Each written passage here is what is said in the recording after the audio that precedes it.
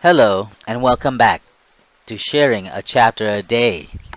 This is me, and today I will be reading Chapter 81 of Engagement in Peril by Dara, Odoe, Sok. Chapter 81 is titled Driving Away and Back to Reality. All alone and with warm thoughts and pleasantry of Ashley, Julie, Amanda, and Eileen, I left the Marine Corps Base, Camp Lejeune, North Carolina, through its main gates, heading toward Jacksonville, North Carolina, on Highway 24 West, toward Highway 17 South, toward Wilmington, from there to Highway 76 West to catch the I-95 South, and from there I headed south all the way to Jacksonville, Florida. While on the I-95, I drove through several states. I drove through South Carolina, Georgia, and then into Florida. Once I hit the state of Florida, I took a quick right and got on the I-10 West, heading toward San Diego, California, only stopping for gas and some snack while on my way home. And after about 8 hours of driving or so, and going through 3 states, and since it was getting late, I decided to find a motel to stay that night in Tallahassee, Florida, right off the I-10 westbound. I checked myself into a nice, cozy motel that night, got a room, ate the food that I had purchased from a nearby fast food restaurant, a double cheeseburger and some fries, with a large Dr. Pepper soft drink. I watched a little television and then went to bed soundly that night with warm thoughts of Ashley and those I had lately been sexually involved with these past several weeks and months. I slept soundly with dreams of Ashley and what we had then, just the night before I left, and around 10:00 the next morning, and after a good long rest, I awoke to find myself with an enormous hard-on from the thoughts and memory of Ashley from Sunburst, Montana. I adore that God-sent angel. I would surely miss her. I did the only thing I knew how to relieve that sort of situation. I jacked off to my heart's content in the motel restroom against its wall, leaving my sticky residue on the bathroom's wall and along the porcelain sink and toilet bowl. After pleasuring myself, I then readied myself with a quick shower and a shave, and afterward packed my belongings and checked out of the decent motel around noon the next day. After paying for my room and returning the room's key, I left and went west. Damn, Dara. Seem all you do is jack off and get laid. What the fuck? You didn't get enough pleasure from all that fucking you did with Ashley, Julie, Eileen, and Amanda? I do envy you though, you son of a bitch. I wish I had that stamina like you had then. You were quite the cocky fucking machine then. If I had that chance I like you did, if I had those chances like you did, I would have fallen in love with every one of those lovely girl you had been with. It's like I don't even know you anymore. Or even know you at all, you son of a bitch, you bastard. Where was I when you were fucking around all those time? Where the fuck was I? Tell me that, Dara. Once all that was done, I boarded my Honda Civic and got back on the I-10 West Interstate and drove onward, heading for home and eager to see my family and loved ones again back in Long Beach, California. From Tallahassee, I drove westbound, hitting Mobile, Alabama, driving through the coastal city in Mississippi, hitting Baton Rouge, Louisiana, where I crossed over many short and long bridges. From there, I drove through Lafayette and ended up in Houston, Texas, where I stopped for more gas and got some late lunch at a family restaurant right off the interstate. Once I had eaten and used the restroom facility and got some stretching done in the process, I proceeded onward. Still going westbound, I didn't want to stop. I drove onward and with warm thoughts of my family and loved one that I had left behind months earlier when all this naval officer fiasco started. After driving through Houston, I got to San Antonio. After several hours later, and from there I drove through the rest of Texas, stopping for gas in El Paso before I headed to Tucson, Arizona. Since it was now about dinner time, I stopped at a local 50s style diner off the interstate then. That night, for my nighttime meal, I ordered chicken fried steak with mashed potatoes and gravy with some vegetables on the side. I had a nice meal then, and afterward I used the diner's restroom facility, dropped a load of feces, washed my hands and face, and freshened up, and then drove westward toward San Diego, California. From Tucson and while on the I-10 West, once I hit the city of Casa Grande, I took the I-8 West, headed toward Yuma and Mexicali, California. After several long hours, I hit Yuma and Mexicali. The roads and highway were quite scary then. Driving through there in the middle of the night with very little light and visibility was quite difficult. The roads then consisted of valleys after valleys after valleys, up and down, up and down, up and down. I constantly had to drive while making my way toward San Diego that late night. Every few miles or so, I kept seeing signs of radiator fluid. Fortunately for me that late evening, my Honda Civic was in great condition. Sassy was in great condition, and she had no problem climbing up and going down the many valleys and hills that she and I had to endure during our drive home late that night. Once I hit the border of California and Arizona, I came to a border checkpoint in the Yuma area. Once I was stopped and slowly rode up to the border inspector, I rolled down my automatic driver's side window and I showed the border inspector my military identification card. With his long neck police flashlight shining against my issued military identification card, he asked me if I had any fruits that I was bringing into the state of California, of which I said no. He thanked me for serving in the armed services, and then he waved me on through the checkpoint, allowing me to enter the state of California early that morning. It was some minutes past midnight or so then. I was quite tired and restless. I was beginning to see things. I was pretty much hallucinating then, since I had been taking my required medication, which I wasn't supposed to be taking while operating a vehicle, but I did it anyway. But I wanted to get to San Diego and get to a place that I could rest my tired body and mind that early morning. I knew where to go. But then I had already driven through the U.S. states from North Carolina.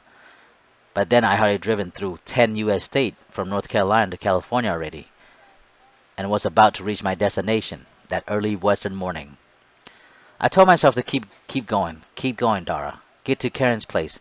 That was my goal that early morning. Get to Karen's place so you can crash there and get some deserved needed rest, as I reminded myself. I drove onward, and the thought of Karen and seeing her again kept me going. Karen was the hematology oncology clinic front desk medical clerk then. She was like a mother to me. Karen was the one who got me saved that day when I had that minor angina episode almost a little over a year earlier, which could have killed me if she wasn't there. Luckily, I still remember where Karen lived since I helped her move to her new apartment several months before I was sent and ordered to Newport, Rhode Island for my naval officer candidate school. Around 0:30 that morning, I arrived to Karen's apartment, found a parking space in the alleyway next to her building, exited my vehicle, locked my doors, and dragged my staggered self up to her apartment. Once there, I knocked several times on the black metal screen door. From my sudden knock, her old small dog, Rags, barked several times at the door, and several minutes later, the front door light lit up, and Karen stuck her grayish blonde hair head out the window to see who was at her door so early in the morning. I waved at the sight of her face and smiled at my usual smirk. "Hey, Karen, it's me, Sock," I giggly shouted. Once Karen realized who I was, she opened her door and, like her usual self, loudly questioned, "Boy, what the hell you doing here?" while allowing me to step into her apartment. We both embraced each other with a warm welcome. We got to talking, and I told her what had happened to me since I left for Newport about 8 months earlier. She knows that I was quite tired and exhausted. She grabbed a few blankets and pillows from her storage closet and had me sleep in the free bedroom of her two-bedroom apartment that she sometimes shared with her fine-ass niece. "Get some sleep, boy. I'll wake you up and we can go to work together around 06:30. She allowed me to stay with her then that night. I thanked Karen for letting me stay with her that early morning. We both said our good night, and I crashed to slumber. I dropped my jeans next to the bed and slept in my boxer. Before I fell fast asleep with my hands folded to God Almighty, I had a little prayer for Shinshin and wished he was well and hoped all was good with him, asking and pleading with the good Lord, to look over my dear beloved friend. I also smiled over the thought of Ashley Tisdale, Julie Cisneros, Amanda Cardwell, Eileen Brady, and I was hoping that they were all healthy and well also. I told myself that I can't wait to see my family and benevolence tomorrow when I get home. As I fall asleep, around 06 that morning, Karen was awake and was getting herself ready for work. She had brewed some coffee and made a little breakfast. From the sound and smell of her commotions, I too was awake and greeted her good morning. She then offered me some of her already made breakfast. We shared breakfast together, and then I washed up, got ready by putting my jeans back on, washed my face and brushed my teeth, and waited for Karen to leave or to work. When she was set to go, we both grabbed our belongings and went down to our vehicles. From her apartment, I followed Karen to work at the Naval Medical Center, San Diego, while following behind Karen, who was driving her Ford Escort. I listened to some local soft and country music station, the kind I often listened to years back.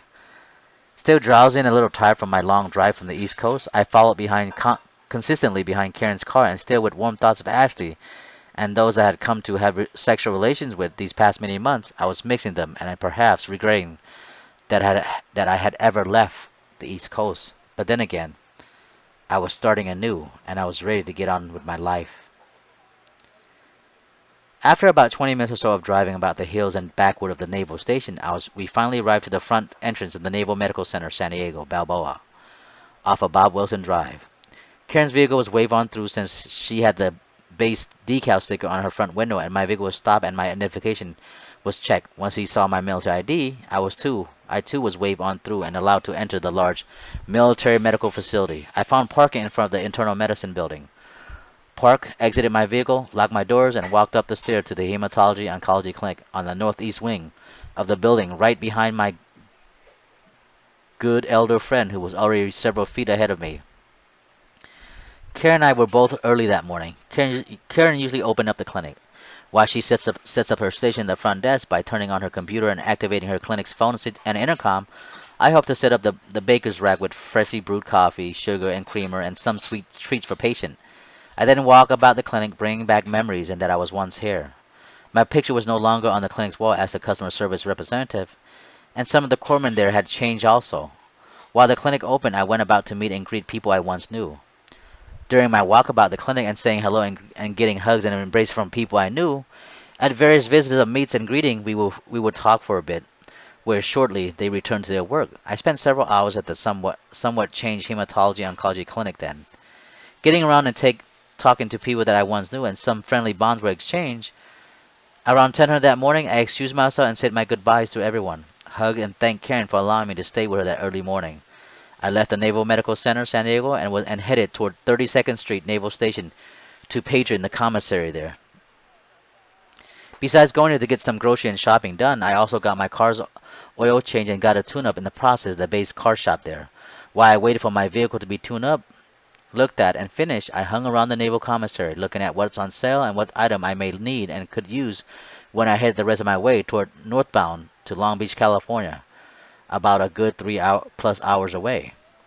While at the commissary, I walked around for a bit, looked around, window shop, and grabbed some fast food from the local diner there since I was quite famished. Afterward, I went about shopping. I purchased several large containers of laundry detergent with several large bundles of toilet paper and some perishable groceries. After several long hours of looking around and shopping, my vehicle was ready for the rest of my road trip home. Sassy had been great during this entire trip from the East Coast. She had performed excellently. After paying for my tune-up and oil change expenses and loading the item that I had bought from the commissary, I managed to find room for the rest of the stuff in my already cluttered vehicle. I drove away from San Diego and headed for my home back in Long Beach.